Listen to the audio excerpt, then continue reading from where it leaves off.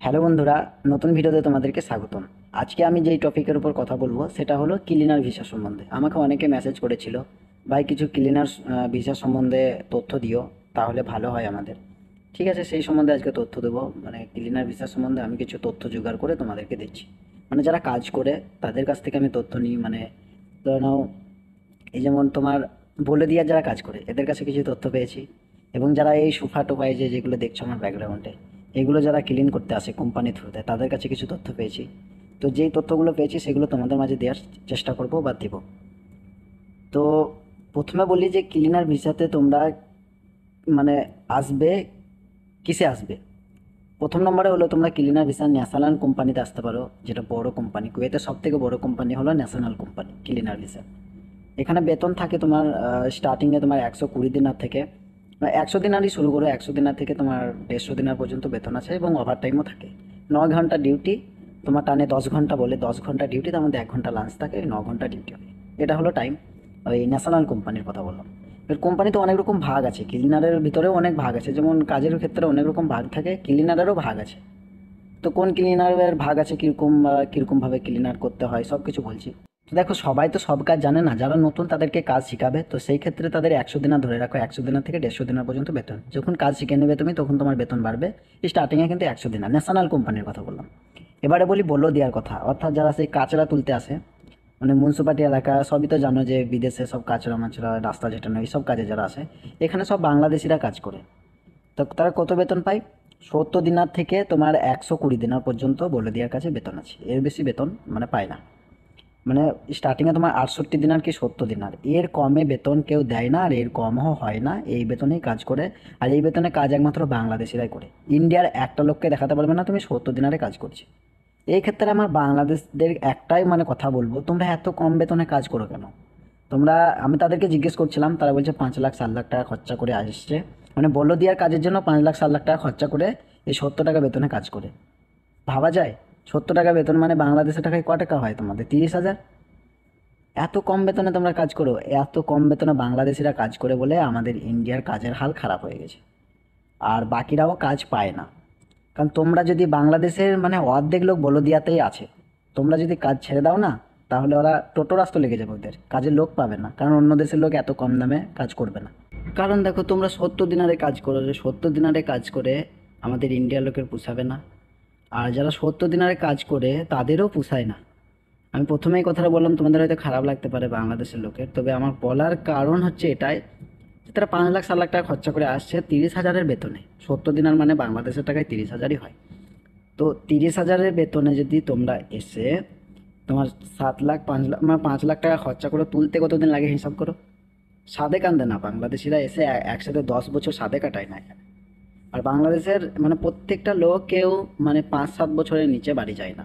কারণ জেলে পোষাবে না ভাই। কারণ তোমরা যদি 5 লাখ 7 লাখ টাকা খরচা করো, তুলতে কতদিন লাগে দেখো। 30,000 করে বেতন ধরো, 12 মাস, 3 12 36, 3 লাখ মানে 3 লাখ টাকা ইনকাম বছরে। তোমার 3,60,000 টাকা ইনকাম। ঠিক আছে, তাহলে 2 বছর লাগবে তোমার 6 লাখ টাকা তুলতে। তাহলে তোমাদের কিভাবে পোষাবে ভাই? তোমরা এত কম বেতনে কাজ করলে তোমাদের কিভাবে পোষাবে? তোমরা এই কাজটা করো না এত কম বেতনে, দেখবো ওরা বেতন বাড়াতে বাধ্য। কারণ অন্য দেশের লোক এত কম বেতনে কাজ করে না, একমাত্র বাংলাদেশিরাই করে।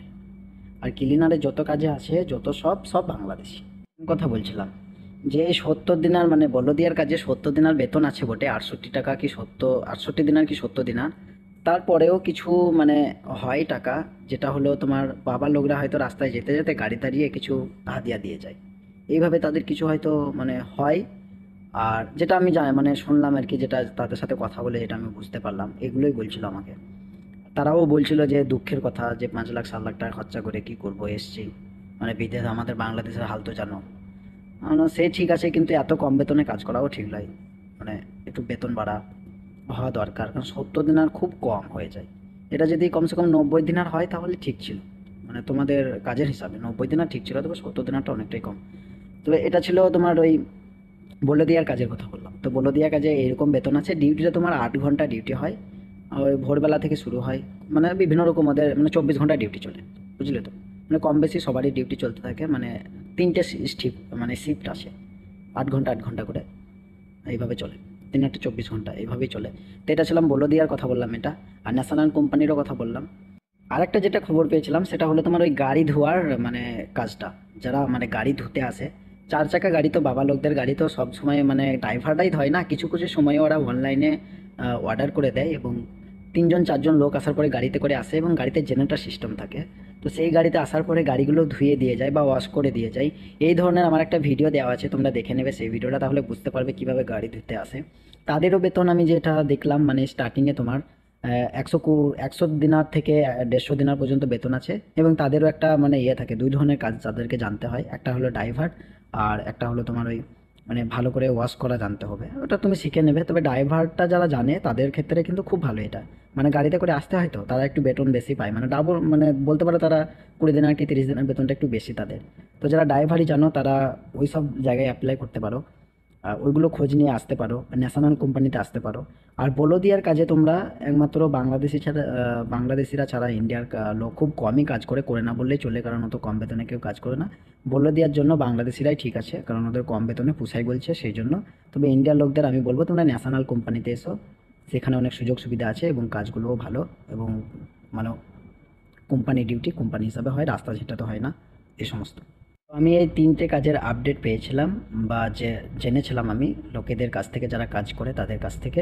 তো এই 3টে আপডেট তোমাদেরকে দিলাম। আরও যদি নতুন তোমরা কোনো বিষয়ের উপর জানতে ইচ্ছুক বা জানতে চাও, তাহলে তোমরা কমেন্ট করতে পারো বা ইনস্টাগ্রামে মেসেজ করতে পারো, সেখান থেকে আমি তোমাদের মানে যেটা তোমরা বলবে সেই অনুযায়ী আমি তথ্য নিয়ে তোমাদেরকে দেওয়ার চেষ্টা করব। তো দেখা হচ্ছে আবার নতুন কোনো ভিডিওতে, ততক্ষণের জন্য টাটা বাই বাই, সবাই সুস্থ থাকবে ভালো থাকবে, ততক্ষণের জন্য আল্লাহ হাফিজ।